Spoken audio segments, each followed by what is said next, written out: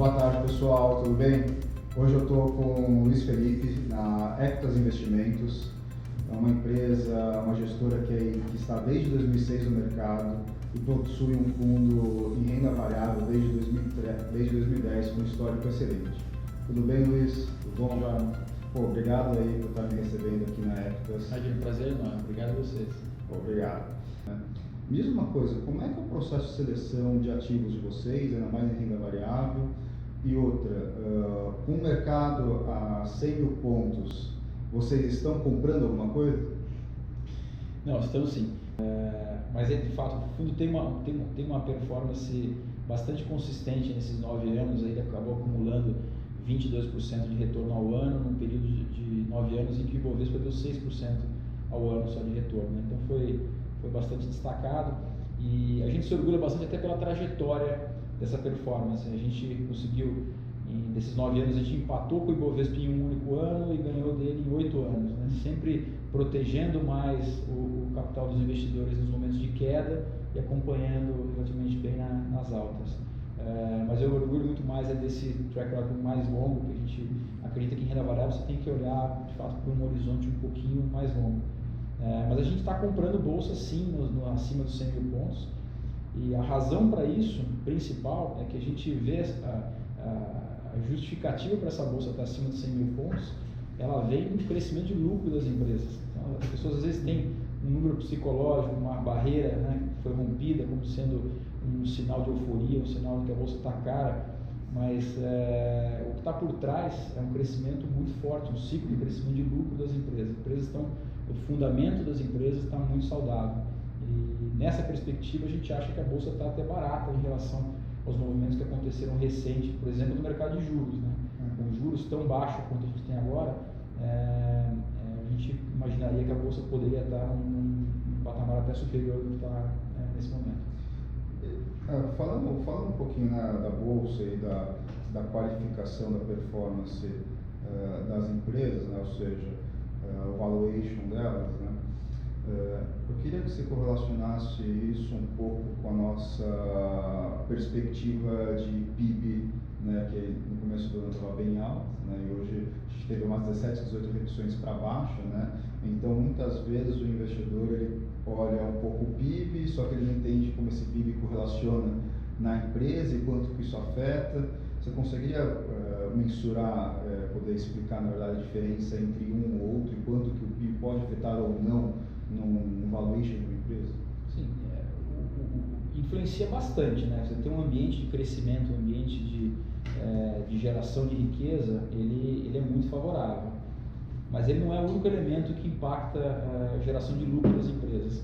O que a gente está vendo nesse momento, e isso é um movimento que acontece consistentemente, tem acontecido desde o começo de 2017, é enxergar, apesar de um ambiente de crescimento muito, muito tímido da economia, a gente está vendo as empresas, principalmente as empresas com dinâmica local, né, expostas a consumo no Brasil, e serviços e infraestrutura, com um crescimento de lucro muito forte. Isso acontece em função de uma dinâmica micro, né? As empresas, ali naquele momento, até 2016, com a economia muito fragilizada, elas se prepararam para o momento de sobrevivência. Então ficaram muito enxutas. Quando você tem uma pequena reação positiva da economia, isso reverte em aumento das margens operacionais das empresas.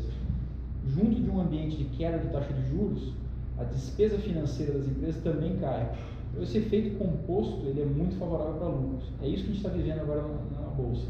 Desde o começo de 2017, sequencialmente, principalmente na nossa carteira, a gente tem visto isso, crescimento de lucro recorrente. Então, o que dá suporte para o Ibovespa acima de 100 mil pontos hoje é essa dinâmica de crescimento e recuperação de lucro das empresas. Legal. Falando um pouquinho agora da parte setorial, né? Você tem alguma aposta setorial para até o final desse ano? A gente não faz apostas setoriais, né? Não é uma escolha macro, vamos dizer assim, né? Poxa, eu entendo como é que a economia vai se comportar e quero ter apostas em setores. A gente investe em empresas, então gasta bastante tempo para entender os fundamentos das empresas, quais são os diferenciais competitivos das empresas, o que elas conseguem formar de diferenciais, quais são as barreiras de entrada nos setores onde elas atuam, e isso são análises bem individuais. Mas de maneira agregada, a gente tem, por foco, né, por um viés aqui bem forte, de atuar dentro do que a gente considera o nosso ciclo de competência. A gente tem que ter foco, e não sabe de tudo, não se propõe a fazer de tudo, mas tem alguns setores, algumas empresas, alguns mercados, onde a gente vem acumulando conhecimento, pesquisa, análise durante muitos anos. A gente fica com esse foco, né, e consegue extrair diferenciais daí. Então, isso, traduzindo para o portfólio, a gente tem, por característica, atuar muito mais em empresas e setores vinculados à economia doméstica, e é importante a gente diferenciar a bolsa, quando a gente fala de bolsa de Ibovespa, do que os mercados, os setores domésticos e os setores externos. O Ibovespa tem mais ou menos 1/3 de empresas ali que são empresas vinculadas a commodities, né? Empresas exportadoras, em que os elementos principais aqui de preço são formados do outro lado do mundo, né? Então a gente tem, nossa carteira geralmente está vinculada aos nomes domésticos, aos setores locais. Mas eu tenho nomes de consumo, eu tenho serviços, eu tenho infraestrutura, shopping centers, a gente tem construtoras, bem diversificado nesse sentido. Quando você falou de foco, né? A Equitas, ela só está uma casa de análise puramente renda variável. Sim, é aquilo que a gente está comentando. A gente acha que tem que ter, para ter diferencial, você tem que ter foco, tem que ter um ciclo de competência, algo que você faça diferente. E eu não acho que ninguém consiga fazer tudo melhor do que os outros, né? Você tem que ter foco, a gente acredita muito nisso. A gente olha isso nas empresas, né? Quais são os diferenciais das empresas, o que elas fazem bem, que vai permitir que elas consigam ao longo do tempo gerar lucros, né, acima, lucros destacados, né? Então a gente aplica a mesma metodologia de análise internamente, a gente quer ter certeza que a gente tem foco diferencial no que a gente está fazendo. Perfeito. Uma última pergunta, eu acho que essa pergunta pode ser até um pouco banal, mas o investidor ele sempre acaba com esse ponto de interrogação, né? Se você tivesse que dar um numeral para o Ibovespa no final do ano, você daria? Não daria.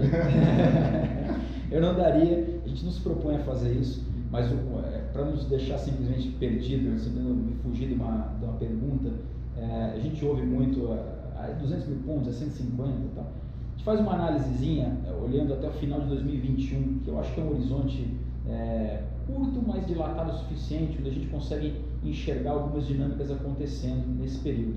E eu consigo enxergar uma justificativa para a gente ter um crescimento até perto de uns 170 mil pontos, vindo simplesmente do que a gente está enxergando em termos de lucro das empresas, né, o avanço de lucro das empresas nesse período, com uma premissa de uma queda de mais 100 basis points da taxa de juros. Essa composição, ela indica para a gente, nesse horizonte de 2 anos e meio, por aí, mais ou menos uns 170 mil pontos. Então, se isso vai acontecer, o mercado geralmente antecipa, né? Quando você tem momentos de euforia, ele antecipa as perspectivas. Se isso vai acontecer no curto prazo, ou um pouco mais, de forma um pouco mais dilatada, eu não sei. Por isso que eu não me aventuro no número do final do ano. Legal. Bom, pessoal, esse aqui foi o Luiz Felipe da Equitas Investimentos. Obrigado aí a todos. Obrigado.